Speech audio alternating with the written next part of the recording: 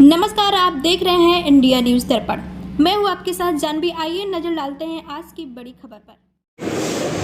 हम संगठन को और अपने निचले स्तर तक बूथ तक इस समय पहुंचा रहे हैं। हमारा बूथ तक गठन हो रहा है और उससे निश्चित रूप से जिस प्रकार से भारतीय जनता पार्टी ने, चाहे अभी नगर पंचायत में देख लीजिए, बहुत सारा वोट हमारा जो समाजवादी पार्टी का वोट था या अन्य दल जो जीतने की स्थिति में थे उनके वोट काटे गए। जैसे यादव वोट, मुस्लिम वोट और जो समाजवादी विचारधारा के लोग थे उनके बहुत सारे वोट इस नगर में कटे मिले। आपने भी वोटर लिस्ट देखा होगा और लोग जब आप घूमते रहे होंगे तो लोग चिल्लाते मिले होंगे, हमारा वोट नहीं है, हमारा वोट कट गया, हमारा वोट नहीं है। तो ये जो वोट काटे गए हैं इसके कारण अब हम चाहते हैं कि हमारे बूथ स्तर पर अगला जो चुनाव आ रहा है हम पूरी तैयारी के साथ बूथ स्तर पर और बीएलए सब जगह तैयार हो रहे हैं, हर पार्टी के तैयार हो रहे हैं, जो जिलाधिकारी के माध्यम से वो रहेंगे। हमारे बूथ की जो कमेटी 10-11 बन रही है वो हम ये इस बार पूरी ताकत के साथ लग करके कि हमारा वोट कटने न पाए और दूसरा वोट जो गलत है वो बढ़ने न पाए। सही चुनाव हो, न्यायोचित चुनाव हो, हम ये चाहते हैं। और अगर न्यायोचित चुनाव हो गया, किसी प्रकार की कोई इस प्रकार की गड़बड़ी नहीं हुई तो निश्चित रूप से भारतीय जनता पार्टी मुंह की खाएगी और समाजवादी पार्टी और गठबंधन के लोग भारी संख्या में जीतेंगे। बस यही मुझे कहना है। इसका क्या उद्देश्य था, किस प्रकार की मतलब की जा रही पीसी आपके द्वारा? पहले तो आप सबका स्वागत है। यहाँ पर बुलाने पर आप एक आवाज में आ गए हैं। दूसरी चीज ये कि आज जो पूरे प्रदेश और देश में जनता त्राही कर रही है, मैं कहता हूं महंगाई को ले लीजिए आप। अगर महंगाई को लेते हैं हम तो टमाटर और प्याज किस रेट पे बिक रही है मुझे कहने की जरूरत नहीं है, आप सारे लोगों को इसकी जानकारी है। लेकिन कोई भी सब्जी ऐसी नहीं है जो 60 रुपया से ऊपर न हो। 80 में, 90 में, 100 में सभी लगभग इस प्रकार का जो एक गरीब जिससे अपना पेट पालता है, प्याज नमक रोटी खाता है, आज उसको प्याज भी मुहैया नहीं है। कोई सब्जी ऐसी नहीं है जो इससे नीचे की हो। 60 से तो सब सारी सब्जियां ऊपर ही है। इसलिए ये महंगाई जो इस प्रकार जनता को मारे डाल रही है उससे कौन प्रभावित नहीं है, चाहे वो गरीब हो, चाहे अमीर हो, चाहे व्यापारी हो, चाहे किसान हो, चाहे मजदूर हो, ये सारे लोग इस महंगाई से त्रस्त हैं।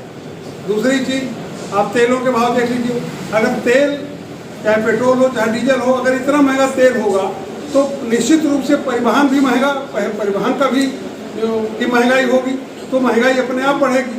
और वही हो रहा है। आज डीजल हो चाहे पेट्रोल हो ये सब अपनी चरम सीमा पर है और उसके कारण चाहे बसों का किराया हो, चाहे ट्रेन का किराया हो, चाहे ट्रकों का किराया हो, उसके कारण हर चीज़ महंगी होती चली जा रही है।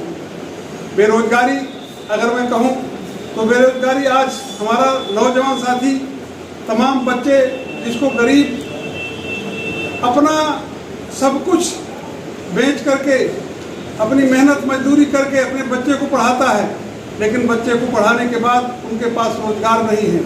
निश्चित रूप से गठबंधन पहले भी होते रहे हैं और आज भी हो रहे हैं। अब वो गठबंधन में कुछ लोग भारतीय जनता पार्टी के भी साथ थे, कुछ हमारे साथ थे, लेकिन आज जो देश की परिस्थितियां हैं इसलिए जो गठबंधन भाजपा के साथ थे बहुत सारे दल हमारे साथ एकजुट होकर के और एक बड़ा गठबंधन बन रहा है। उस बड़े गठबंधन के साथ हम दिल खोल करके समझौता करना चाहते हैं।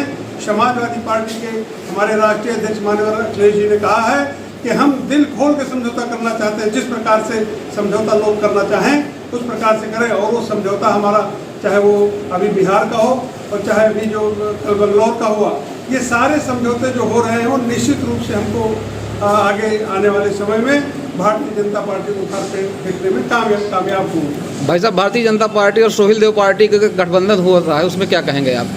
देखिए, सोहेल देव पार्टी का जो गठबंधन हो रहा है मुझे नहीं लगता है कि सोहेल देव पार्टी के पास कुछ बचा है। वो आज हमारे साथ है, कल आपके साथ है, परसों इनके साथ है, तो उनके की जनता भी जिस प्रकार से, अब मैं नाम नहीं लेना चाहता हूँ, और एक आध दो पार्टियाँ हैं उनके पास जब कुछ नहीं बचा है तो ज़्यादातर ऐसे लोग भाजपा के साथ जा रहे हैं जिनके पास कुछ बचा नहीं, वोट बैंक उनके पास है ही नहीं, पार्टी बची है और उनके नेता बचे हैं। मारा नौजवान घूम रहा है और उसकी हालत तो ये हो जाती है कि ना वो पढ़ाई के कारण कुछ कर पा रहा है, और जब पढ़ता है तो उस समय बाकी चीज़ें भी नहीं उसकी हो पाती, बाकी भी कुछ काम किसानी का नहीं कर पा रहा है। तो मेरे साथियों, मुझे लग रहा है कि ये जो तीनों चीज़ें हैं, बाकी हम केवल झूठ बोल करके, सरकार के लोग झूठ बोल करके, और कब तक जनता को बांधे रखेंगे। अब जनता समझ चुकी है। अब मुझे नहीं लगता है कि इस बार पुनः उनको मौका देगी, और जनता सब समझ रही है, और जब सब समझ रही है तो आगे क्या होने वाला है, आगे जो 2024 का चुनाव है, उस चुनाव में जनता इन लोगों को, सरकार के लोगों को सबक सिखाने वाली है।